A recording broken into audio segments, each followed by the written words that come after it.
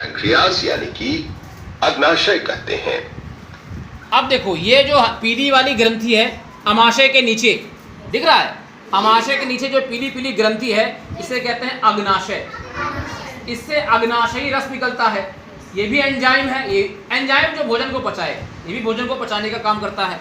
ठीक है, भोजन अपने आप नहीं पचता है, उसको पचाते हैं ये लोग, ये एंजाइम। पैंक्रियास एक बड़ी क्रीम कलर की ग्रंथि है जो आमाशय के ठीक नीचे होता है। अग्नाशय रस कार्बोहाइड्रेट्स और प्रोटीन्स पर क्रिया करता है और उन्हें सरल रूप में परिवर्तित कर देता है। पित्त रस अग्नाशय रस इंटेस्टाइन में इस छोटे से पाइपनुमा रास्ते से जाते हैं। इंटेस्टाइनल।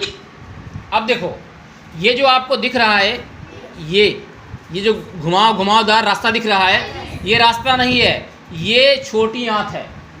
असल में छोटी आंत बड़ी होती है, जो छोटी आंत है ये बहुत लंबी होती है।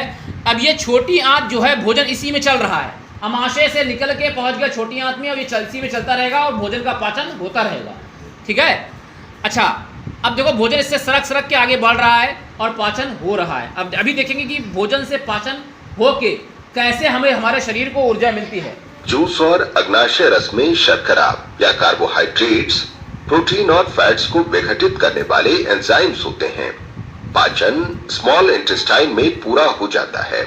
पोषक तत्व स्मॉल इंटेस्टाइन की भीतरी दीवार द्वारा अवशोषित कर लिए जाते हैं।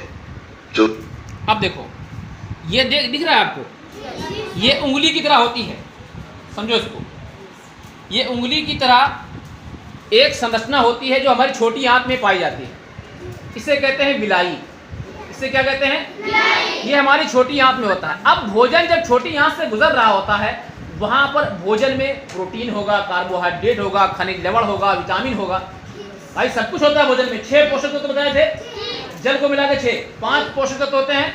तो अब उसमें जो कुछ भी होगा हमारे शरीर को, रक्त वाहिकाओं से भरी हो, हमारे शरीर को चाहिए उसको, तो हमारा शरीर हमारा वो भोजन से पोषक तत्व निकल के कहाँ मिल जाता है? खून में।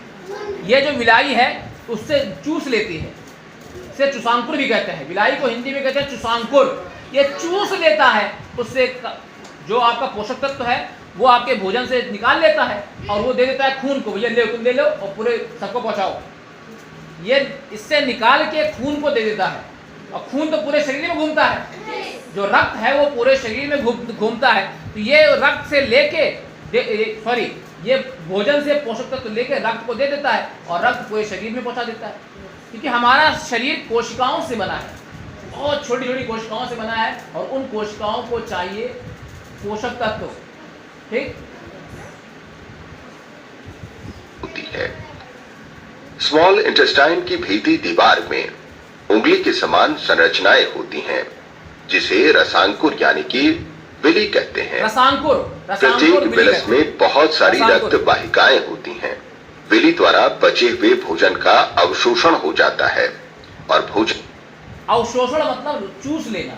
जब जो पचा हुआ भोजन है, विली या विलाई या रसांकुर, हिंदी में कहते हैं रसांकुर। रसांकुर जो होता है, जो उंगली की तरह होता है छोटी आंत में, वो क्या करता है, जो पचा हुआ भोजन है उससे पोषक तत्व का अवशोषण कर लेता है और रक्त में मिला देता है। विली से ब्लड वेसल्स में चला जाता है। बचे हुए भोजन के अवशोषण के बाद भोजन का वह भाग जिसका पाचन नहीं हो पाता है, वह बृहदांत्र यानी कि लार्ज इंटेस्टाइन में। अब देखो ये बड़ी आंत है, ये जो मोटी वाली आंत है ये आपकी बड़ी आंत है।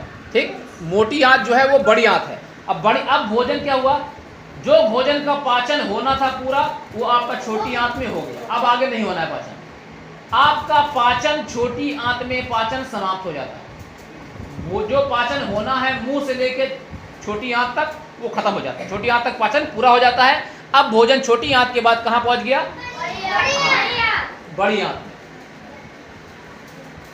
में चला जाता है।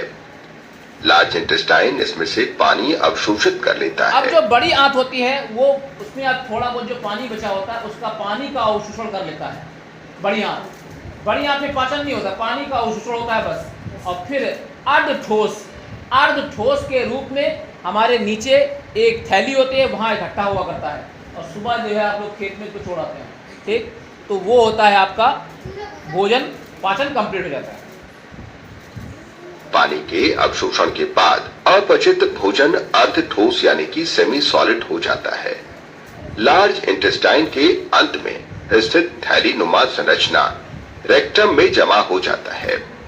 इस अपचित